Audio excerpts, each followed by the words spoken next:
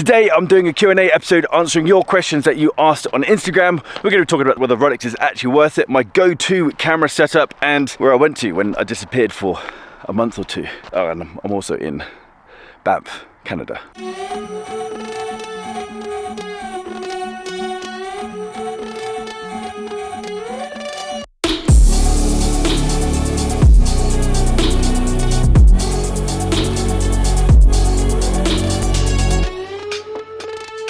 Welcome back to the channel. I'm Adrian, and this is simply where I talk about things that interest me in the watch world, or rather today I'm talking about the things that interest you in the watch world.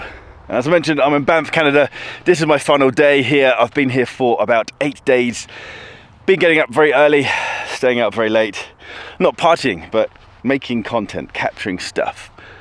One of my passions is photography, and this place is built for photography. Actually, it's just built for nature, but we can capture it. So that's why my voice is a bit screwed. It's not because I've been partying, it's because I've been photographying. So the first question is from Solly John, and he's asked, where have you been, dude? I appreciate the question, Solly John, and I appreciate the people who have emailed in to say, hope everything's all right. You've disappeared. I had disappeared because I completely became so jaded with the watch industry. People who make watches, people who talk about watches. Weirdly, it massively heightened my love for watches themselves. But it was just the realization that the whole watch industry is just full of bullshit. In-house movement when it's not. Swiss made when it's not. And you might just say, oh, Adrian, you're naive if you ever thought there was truth in it. And perhaps so. Perhaps I was naive to think that. The thing that really tipped me over the edge was this. This isn't a brag. I'm just literally just sharing facts with you. I've had very, very large, significant brands within the watch industry want me to make videos about their products for money. They control what is said and how things are presented, but I'm not allowed to tell you that it's an advert. Now, I don't have an issue. I just love making videos and I love watches, so I don't really have an issue with being paid to make content. I do have an issue if I'm not allowed to tell you that the content is being paid for. That's just dirty. So that's where I've been. So next question is from JK Galouche. Don't know what that's supposed to be, sorry buddy. He's asked, I assumed they have asked, will Rolex ever increase production? Yes, Rolex have announced that they are extending their factory. I don't know how long it takes to make a watch factory, but their mission is essentially to increase production. This person has asked, is Longines underrated, overrated, or just fine where they are? I actually feel like Longines, I haven't covered them, but I really do want to. I think Longines are underrated. I think they are kind of a secret weapon for the Swatch group.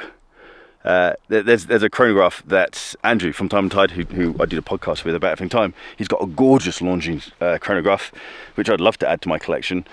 They're obviously not as refined or as perhaps, they don't have as much prestige as Omega. They're just killer products. Love the name, love the logo, love the design. So this question is from Patrick O'Loyd. I really like this. Any words of advice for someone who struggles to take watch pics in public? Yeah, and I'm going to be quite crude with this. Just fuck everyone. Do what you want to do. You are not doing anything wrong. You are literally following a passion of enjoying your watches. I've sat here with a camera in my face. I look like a plum. I know I look like a plum, but I rank my enjoyment of making videos, my enjoyment of talking about watches above the concerns of people judging me about doing this. So yeah, don't worry about what other people think of you. Just do what you want to do. As long as it's legal. So next question is from pro_Niall. Is Rolex really worth the money and effort to get one? Worth the money? I'm talking about retail. Absolutely. It's this whole big negative narrative that people have around Rolex that they're a rip-off. They absolutely aren't. At retail, Rolex are some of the best value watches. The movements are absolutely fantastic. Bomb-proof, so damn accurate.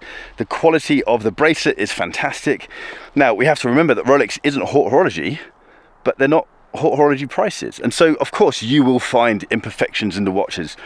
You'll find imperfections in Pateks. It's just one of those things. But to answer the question about worth it, absolutely. Now, whether it's worth the hassle of getting one, that's entirely up to you. I'd love to get myself a Pepsi GMT Master 2.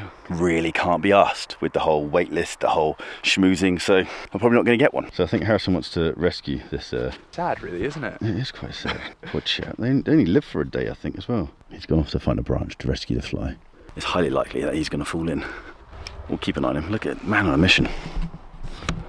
So he's actually just taken his shoes off and gone in. I've got it! Look at the colours on it. This is from OY Vindler. Hope you're well. What is the most robust automatic watch? Omega. Anything with the caliber 8000 family of movements, which is the METAS certified coaxial movement. I think that is honestly such a superb movement. The METAS certification stuff, the test that they put it through really does push it to perhaps not the limits of watchmaking, but certainly to the limits of mass-produced watchmaking. So I'd say anything from Omega with the family caliber 8000. This person has asked, what's your go-to camera / lens for photography? Makes me so happy that so many people have asked photography questions or videography questions, because it is such a big passion of mine. So what I'm using right now, I know you've asked for photography, but I'm going to mash this together with other people. So what I'm shooting on right now this is a Sony A7 Mark IV. This is my go-to workhorse camera because it does pretty much everything I need it to. The lens that I have on it is the best Sony lens for a watch person like me who does vlogging and watch video and photography. And this is the new lens, 20-70. It's only f4, so it's not all that fast, but it's also very light because it's f4.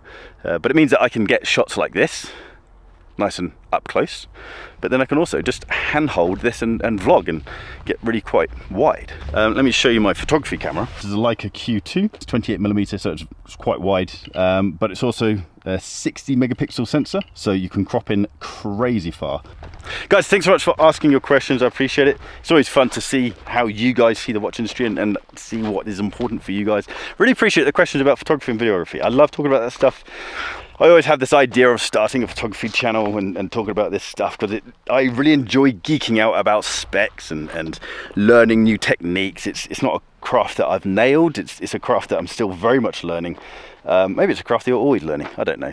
But I appreciate you guys asking because it's a fun thing to talk about. I'd love to have a channel talking about cameras, but it's kind of a very saturated place, and also I kind of got enough work to do.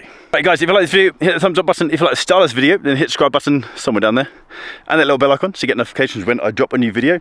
If you're on Instagram, give me a follow at BarkandJack. Give me a follow if you want, you don't have to. At Adrian Barker. Give this guy a follow. Amazing photographer. What's your Instagram account? HB Lifelens. HB Lifelens. You won't understand him, he's Scottish, he's got a funny accent. What else can you do? Yeah, barkandjack.com. Check out watch straps and watch accessories. I'll see you guys very soon.